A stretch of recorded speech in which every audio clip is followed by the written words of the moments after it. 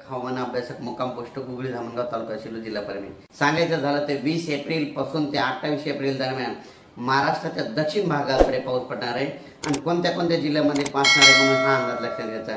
सुरुवातीला आपण काय करू म्हणजे कोल्हापूर, सातारा, सांगली, पुणे,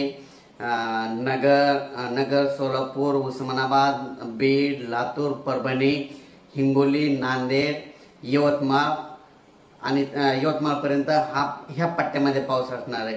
त्याच्यानंतर तुम्हाला एक सांगू इच्छितो, बीड जिल्हा देखील आहे, त्याच्यामध्ये बीड, जालना देखील आहे, म्हणून हे अंदाज लक्षात घ्यायचा।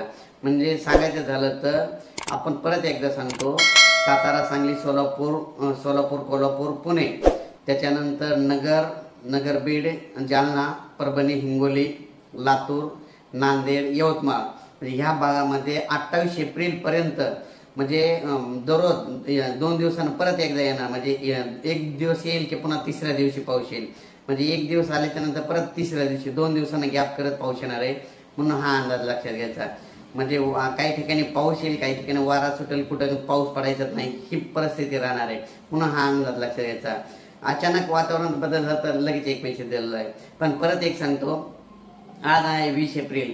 20 एप्रिलला तुम्हाला एक माहिती समजून सांगतो, मी पंजाब डक परभणी विधानसभा लोकसभा मतदारसंघातून मी वंचित बहुजन आघाडीकडून उमेदवार म्हणून आहे आणि परभणी जिल्ह्यात जर शेतकरी परभणी लोकसभेतले शेतकरी ऐकत असेल तर तुम्हाला सांगतो, एक शेतकऱ्याचा मुलगा आहे आणि शेतकऱ्याच्या मुलाला खासदारकीला